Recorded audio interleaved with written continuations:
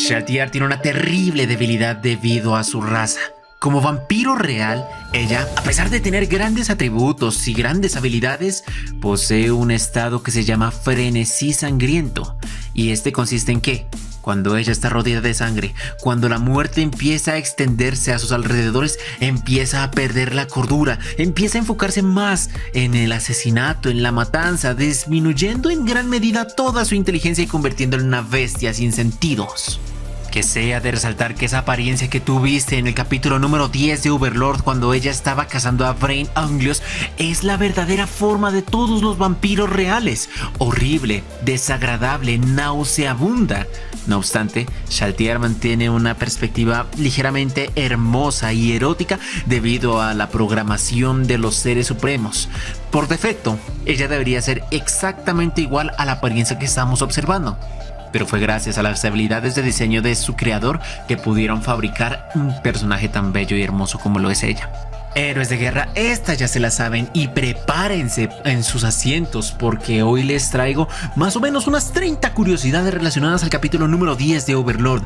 Hay bastantes detalles que viven en la novela pero que fueron completamente olvidados en el anime, así que si te interesa embarcarte conmigo en este viaje en donde realizaremos comparaciones con su fuente original y la fuente animada de una serie que salió hace ya casi 10 años, por favor, te invito a que te acomodes en tu silla, ponte cómodo, jala una soda y prepárate para disfrutar estos datos que seguramente habías olvidado hace muchísimo tiempo. Empecemos, mis reyes, con número 1. ¿Cuál es la verdadera raza de Sebastian? Miren, he visto Overlord en todas sus temporadas y estoy seguro que esta jamás se ha comentado, pero en la novela, en su volumen número 3, se dice de que él es un hombre dragón y solamente cuando activa su verdadera forma es que él utilizaría sus verdaderas fuerzas de combate cuerpo a cuerpo. Ahora mismo solo vemos su estado base, pero él podría tener una transformación similar a la que tendría Shaltiar, como lo vimos en su verdadera reacción como vampiro de verdadero en Frenesí de Sangre. Número 2. ¿Qué fue todo ese numerito que estaban haciendo dentro de la posada en donde Solution empezó a decir que la comida era horrible? Primero, se encontraban en la posada más lujosa de toda Errantel. Los invitados eran personas con grandes caudales de dinero, pero ellos necesitaban crear una imagen para atraer personas malas a su alrededor.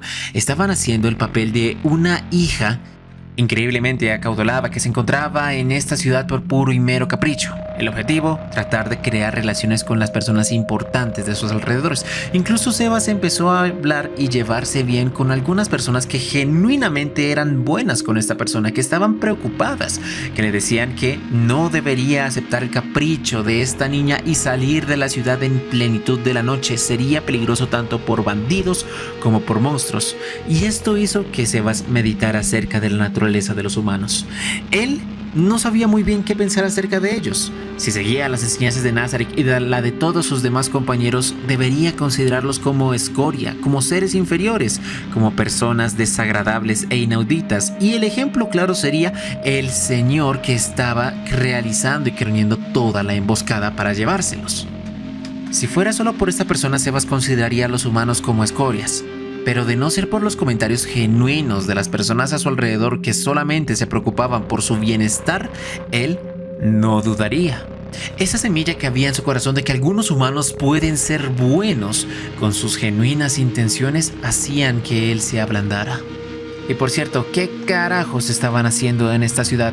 Principalmente Sebas tenía una orden: conseguir a una persona que tuviera uso de artes marciales, pero no podía ser alguien famoso. Si iban a capturar a alguien con estas capacidades, debería ser un bandido o un mercenario a quien, con su desaparición, no afectara para nada el orden mundial. Y es por eso que también estaban haciendo ese numerito, para atraer a la gente mala, para llevarlos a una emboscada y una vez en ella localizar el origen de los bandidos y ahí encontrar la solicitud de Ainzur Gon. Número 3. El nombre del conductor del carro que incentivó esta emboscada es Seke. La historia de Seke es muy pero muy efímera. Realmente no tendría mucha importancia adelante, pero si la novela se toma la molestia de escribírselo, pues entonces yo también. Seke era un granjero. y él realmente no tenía muchas aspiraciones para el futuro, no era muy listo ni el más fuerte. De hecho, debido a las constantes guerras que estaba teniendo este país con sus vecinos, él fue obligado a reclutarse dentro del ejército. No murió de puro milagro, pues cuando fue enlistado o enrolado, la guerra terminó. Aún así tenía sus armas y no sabía qué hacer para poder sobrevivir. Los nobles eran muy crueles con sus campesinos, exigían el 60 o en muchos casos el 80% de toda la cosecha que ellos hicieran en sus tierras, básicamente condenándolos a la miseria y la pobreza. Y lo peor de todo es que él tenía una pequeña hermanita. Su hermanita fue vendida por sus propios padres a un burdel y se convirtió en una esclava sexual. Y él, inconscientemente, siempre que pasaba por estos sitios de las casas de lujuria, trataba de buscarla, trataba de hacer o asociarle su rostro con alguna de estas trabajadores, pero nunca la encontró. Cuando escuchó el capricho de la chica de irse lo más rápido posible de esta ciudad, él trató de convencer a Sebastián de que le diera un poco más de tiempo porque era peligroso, y Sebas le dijo que a lo mucho podría rechazar o retrasar este capricho o la salida durante unas 3 horas mientras subía todas las maletas.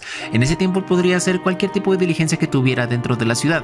Él entendía perfectamente cuáles eran sus intenciones, pero necesitaba también darle el tiempo para que él pudiera ejecutarlas. Número 4. Y al final, ¿por qué Solution se obsesionó tanto por Seke, por el conductor del carro? Pues ella estaba escuchando un comentario que la verdad la hizo increíblemente feliz. Seke, hablando en términos bastante crudos relacionados a la violencia sexual, decía que no podía esperar para meterse dentro de ella y probar su interior. Esto Solution se lo tomó muy en serio, muy al literal, pues siendo una slime, no podía creer que existiera una forma de vida que estuviera dispuesta a encontrar placer por ingresar dentro de su cuerpo, y eso es lo que ella quería probar. La dicha de la felicidad en el que los sentimientos tanto de ella como de la otra persona estuvieran en sincronía. Básicamente Solution amó a esta persona, le entregó su corazón y su amor verdadero, pues sería la primera persona en toda su vida que voluntariamente decidiría ingresar dentro de ella. Pero pues era una mala interpretación literal de los conceptos. Número 5. Y hablando de ello, en esa oportunidad parece ser que Solution se lo tomó muy al literal, y la muerte de Seke, de esta persona, quizás sea una de las más dolorosas y violentas registradas en todo el anime, porque Solution no lo mató en el acto, no lo devoró. Debido a su naturaleza extraña, su interior era una especie de estómago mágico que podía controlar su ácido a voluntad. Una vez ella atrapó el brazo de su oponente, de su objetivo, este empezó a derretirlo lentamente. Él se asustó, empezó a forcejear, trató de golpearla con todas sus fuerzas, pero simplemente se sentía como tratar de golpear una bolsa de cuero llena de agua. Incluso sacó su espada y se la clavó en toda la cabeza, pero Solution inmediatamente la disolvió en su cráneo. Él no podía entender este tipo de peligro que estaba enfocando. De hecho, tenía bastante miedo. Y al final, cuando fue tragado, no murió de forma inmediata. Solution se aseguró de hacer que primero sus pulmones tuvieran el suficiente oxígeno para no morir asfixiado. Así que le vertió un líquido con el cual él sería capaz de respirar en sus pulmones, y utilizó ácido de lenta corrosión para matarlo. Así, durante 3 días dentro del cuerpo de Solution él estuvo sufriendo. Incluso esto demostró que la tenacidad de los humanos estaba mucho más allá de lo que ellos podrían prever, pues este sujeto, a pesar del dolor, a pesar de todo, aún seguía resistiéndose y luchando dentro del cuerpo de este slime. Incluso cuando Solution quería mostrarle a Shaltiar los resultados de lo que había atrapado y quiso tratar de exhibirle un pedazo del cuerpo de este sujeto, este aprovechó la más mínima oportunidad para sacar su mano desde el rostro de ella, desde su boca, y empezar a tratar de escapar, a buscar una salida. Al ver eso, se dio cuenta que los humanos tenían una fuerza vital muy grande, e inmediatamente tomó su mano y la volvió a ingresar dentro de su cuerpo. Su muerte, vuelvo y digo, tardaría 3 días en disolverlo. Número 6. Y hablando de esas, hubo una pequeña interacción dentro del carruaje donde estaba Shaltiar junto a las 2 novias vampiresas con Sebastián.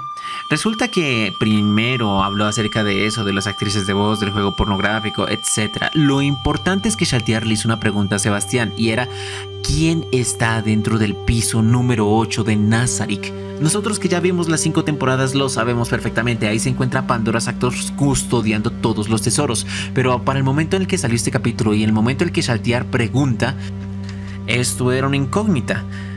Sebastián le dijo que ahí se encontraba el único hijo de Momonga, el único hijo del líder de los seres supremos, y este fue el responsable de rechazar el asedio de todos los anteriores jugadores que en alguna oportunidad trataron de conquistar esta gran tumba. Se hizo una evocación de una historia que pasó cuando todo esto era un videojuego, como otros jugadores accedieron a retar la tumba de Nazarick y derrotaron a Shaltiar, Mare, a Aura y a los demás jefes de pisos, Cocytus incluido. Pero cuando llegaron al piso 8 no fueron capaces de avanzar, pues alguien los estaba esperando ahí, y ese era nada más y nada menos que Pandora Actor, quien se encargó de enfrentarlos. Pero le parecía curioso que Shaltiar estuviera preguntando por esas cosas, pues Ainz aún no se los había dicho, y si él no lo había comentado, entonces esto podría ser considerado como espionaje. Y si ella estaba tratando de espiar al Ser Supremo para encontrar algún tipo de debilidad ante él, este mismo mayordomo no lo perdonaría y inmediatamente la atacaría y la eliminaría. Pero Shaltiar dice que no se exaspere, es solamente una broma, pero le alegra que tuviera ese tipo de reacción, pues si Sebastián hubiera dicho esa misma broma, ella habría respondido de la misma forma. Esto estaba confirmando la lealtad de ambos. Esta curiosidad está larga y apenas voy 11 minutos y me faltan otras 24. El asunto, esta fue la primera parte de esta conversación. Después, Shaltiar escucha algo horrible, y es que ella no estaba en la capacitación para llevar a cabo esta misión porque sus habilidades no tenían ninguna de rastreo en la oscuridad o de bestias o de seres humanos. Para este trabajo debió haber sido más óptimo de Miurgos, pues ella no cumplía los requisitos mínimos. Al decir o a escuchar ese comentario, Shaltiar realmente se enojó bastante. Todo el ambiente alrededor del carruaje empezó a enfriarse y todos, con excepción de Sebastián, sintieron miedo. Sebastián empezó a sudar un poco, pero esto era más bien del nerviosismo. Shaltiar con odio le dice, casi al punto de iniciar una batalla: escúchame, hombre dragón, usted lo que desea es pelear a muerte. Si es así, prepara tus puños, porque ahora mismo te voy a romper la cara por lo que me estás diciendo. Pero después aquel le dijo: lo lamento, creo que me sobrepasé, tienes razón, tú eres una persona indicada, solamente decía que podría haber más eficiencia por otras partes, pero lamento el comentario impertinente. Y así se evitó una trifulca. Número 7. Y bueno, ahora que estamos en esas, hablemos acerca de las novias vampiro. Resulta que los vampiros en este mundo son horribles, terribles, asquerosos, olorosos. Unas personas que realmente le causarían repulsión a cualquier ser que los mirara.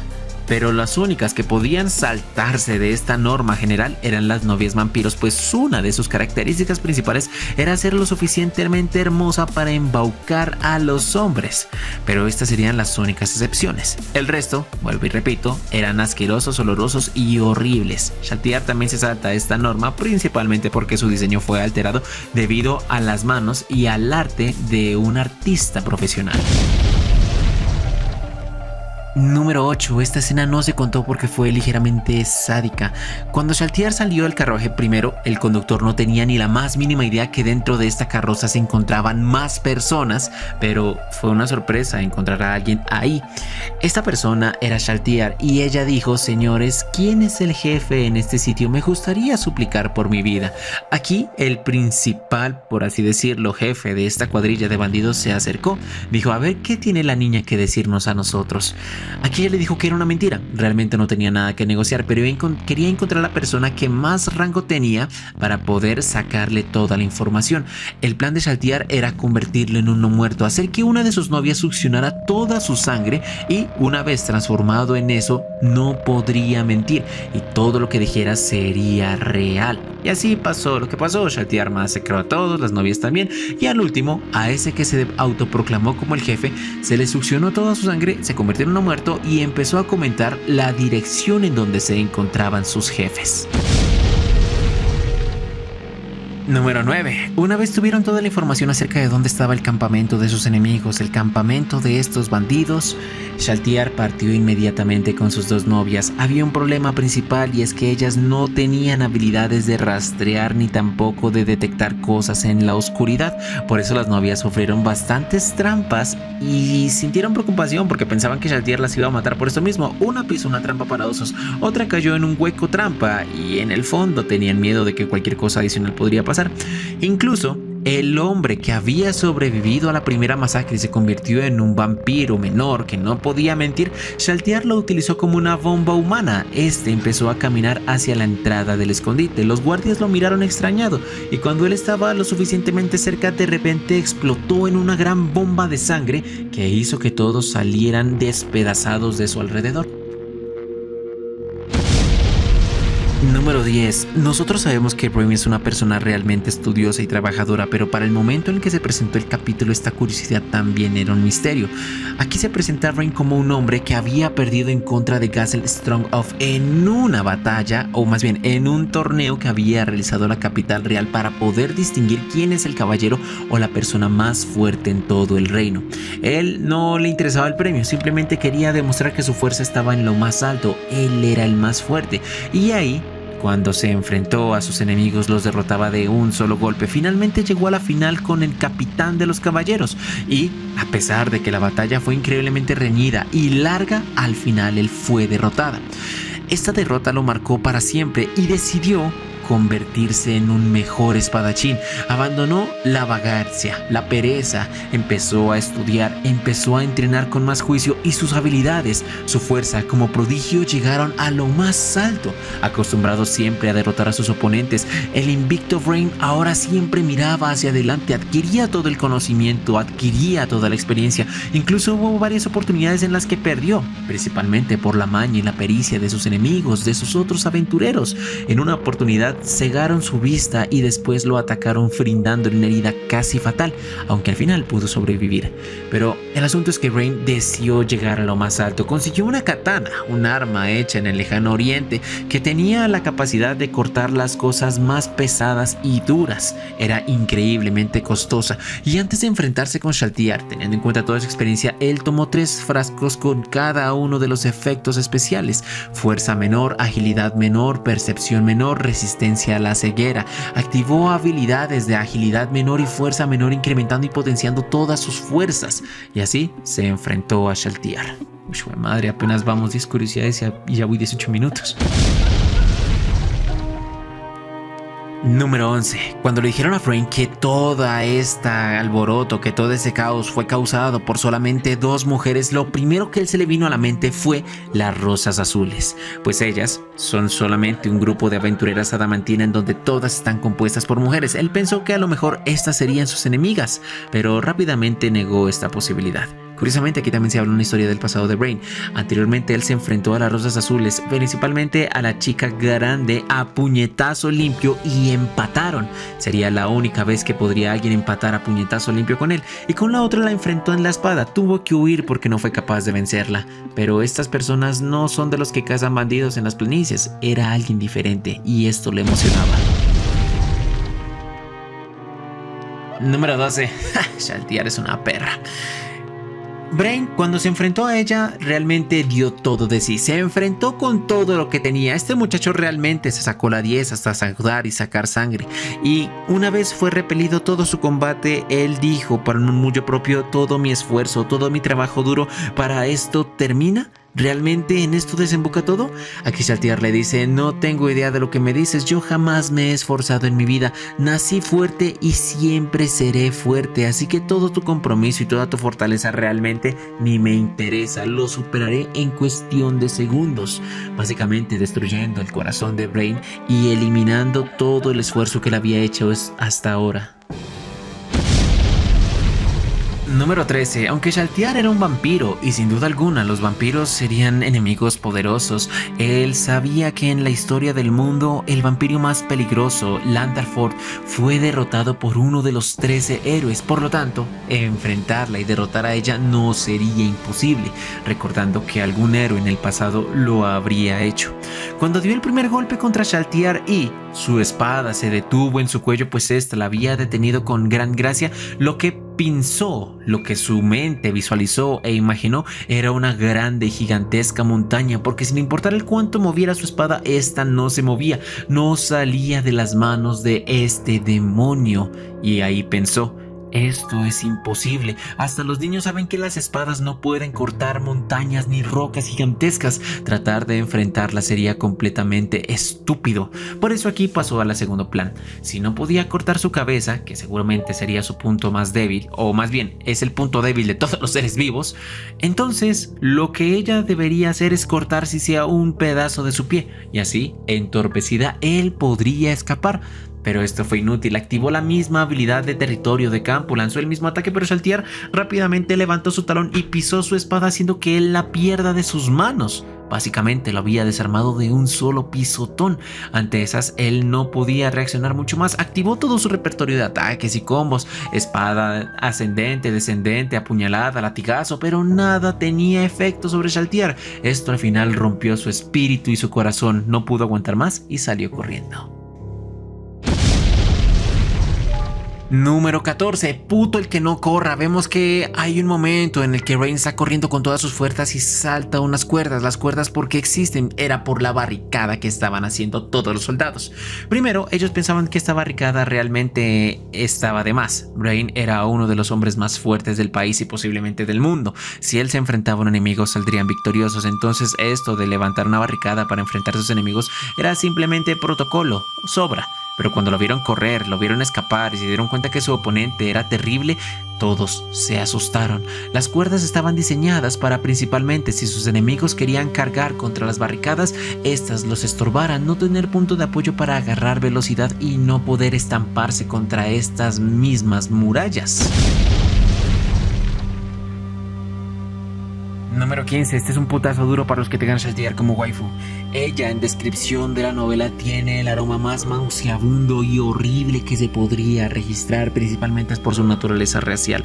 Los vampiros reales huelen a no muerto, pero guardado de hace décadas, guardado de hace eones. Cuando su boca se abre, el olor a sangre podrida hace que todas las personas presentes quieran vomitar. Incluso sus sentidos y su conciencia empiezan a tambalear por la apariencia tan horrible que ella representa.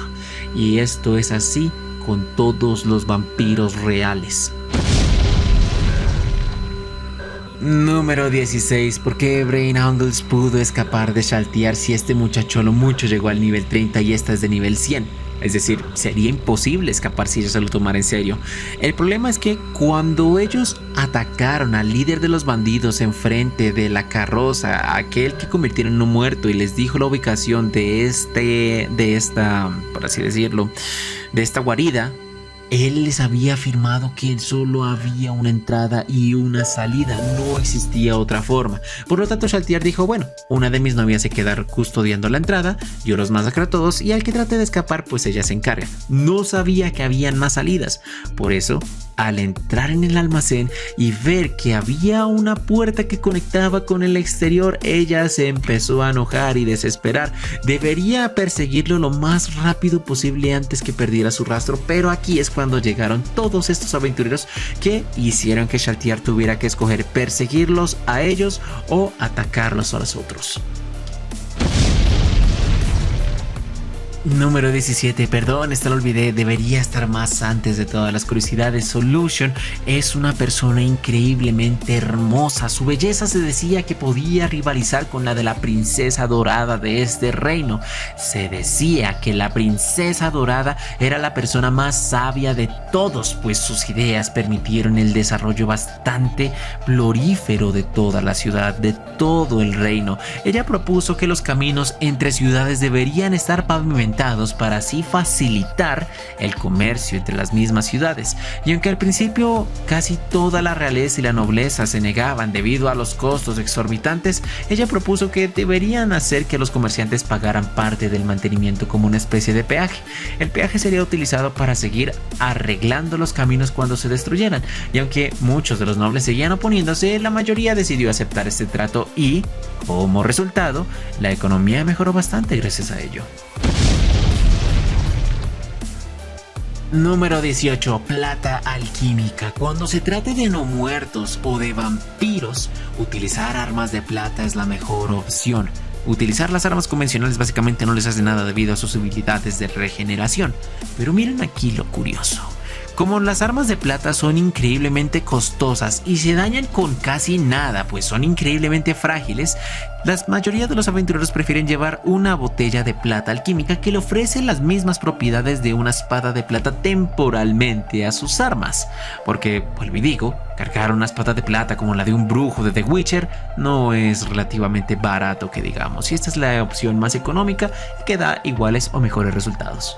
Aunque curiosamente, las armas de plata y la plata alquímica en general, si no es encantada con encantamientos santos y probañadas en el poder de la fe, no surten tanto efecto en los no muertos como la gente pensaría. Este es conocimiento único de Shaltýr, que lo entendía a la perfección debido a sus debilidades.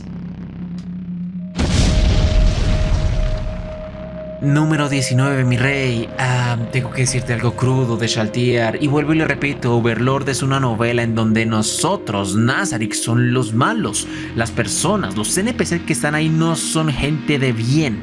Principalmente Shaltýr es una desquiciada, y no sé en qué parte de la novela decía que ella era pura y virgen, pero por lo menos en la descripción de esta escena no de pura tiene nada.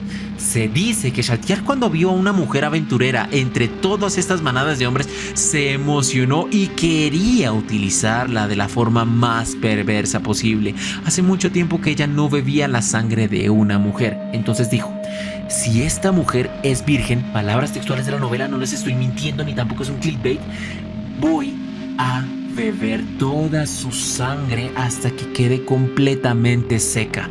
Y si no es virgen, voy a divertirme con ella. La voy a violar hasta que muera desangrada de las heridas. Así es como es Shaltýr.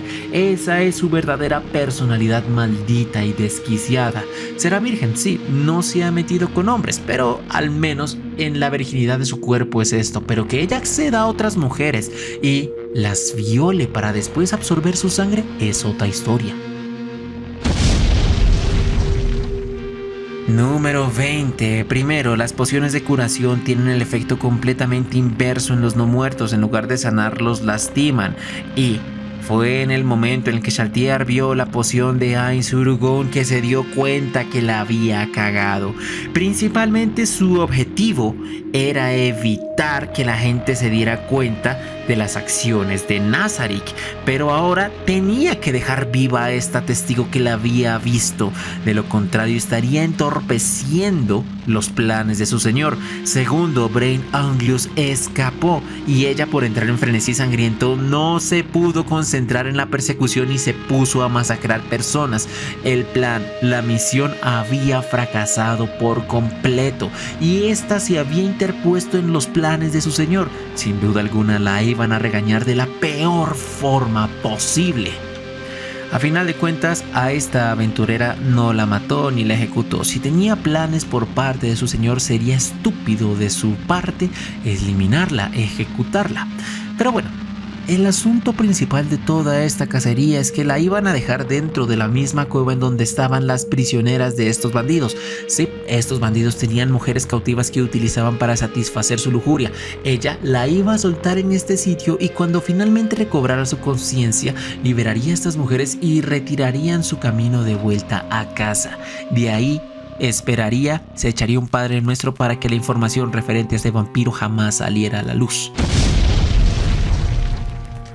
Número 21, pero para sacarle esta información acerca de por qué ella tenía esta botella, a quién se la había dado y la hipnosis completa, tenía que tener cuidado. Primero, Shaltir tiene una fortaleza demasiado grande y podría matar y destrozar a los humanos sin querer. Tomó el rostro de la jovencita, lo apuntó hacia ella, pero tuvo que medir mucho su fuerza porque si hacía un mal movimiento le terminaría arrancando toda la quijada. Y aunque ella, a pesar de que es un no muerto, puede utilizar magia de curación, realmente no es muy buena en eso. Y si no lograba sanarla a la perfección, sacarle información sería imposible. Número 22. Lo dije al principio del video, Shaltir no tiene habilidades para rastrear a los enemigos ni a sus oponentes en la noche. Entonces ella empezó a desesperarse al no poder primero localizar a las personas que informarían sobre su existencia en la ciudad de Irantel y segundo a Brain, que estaba escapando quién sabe dónde. Por eso es que estaba ya completamente desesperada. Número 23. A pesar de su desesperación, ella invocó varios lobos. Estos lobos son familiares, lobos vampiros. Tienen un nivel aproximado de nivel 10 y ellos son las únicas criaturas que están bajo la disposición y el mando de este guardián que podrían buscar y encontrar presas, pero de la misma forma eran increíblemente débiles, por eso podrían ser derrotados con relativa facilidad. Número 24. Bueno, Shaltir corrió, se volvió a transformar en su estado de vampiro real y empezó a enfrentarse a un grupo de aventureros. ¿Quiénes putas eran ellos? Si miramos en la siguiente temporada nos damos cuenta de que este trabaja para la teocracia de Slayn y precisamente por lo que hizo Ainz en el pueblo de carne y de enfrentarse a todos los inquisidores es que este grupo de guerreros fue hacia el reino. Pensaban de que el regreso del dragón había presentado y cada uno de estos tendría la misión de subyugar. Se encontraron con Shaltir y esta, sin siquiera saber exactamente sus niveles, empezó a atacarlos, pero aquí, en medio del combate, ella sabía que había uno de increíble temor, o por lo menos de quien sí se debería cuidar, y ese era el que muchos llamarían como el campeón del reino, el de Wan. Según se dice dentro de la descripción de Shaltir, sentía que su aura y su presencia era superior a cualquiera de las Pléyades que estaban bajo el mando de Sebastian. Si era más fuerte que todas las sirvientas de combate, como mínimo su nivel debería ser 70. Y si este era su rango, sin duda alguna sería un oponente al cual debería tener muchísimo cuidado porque sería uno de los pocos capaces de enfrentarla y causarle daño verdadero. Y bueno, señores, ya me cansé, ya tengo ahí la garganta seca. Entonces, bueno, si te gusta el video, dale like, me gusta, comparte y nos veremos más tarde con Otome Game Sekai. Así que nada, gracias por aguantar esta media hora y nos veremos después. Adiós.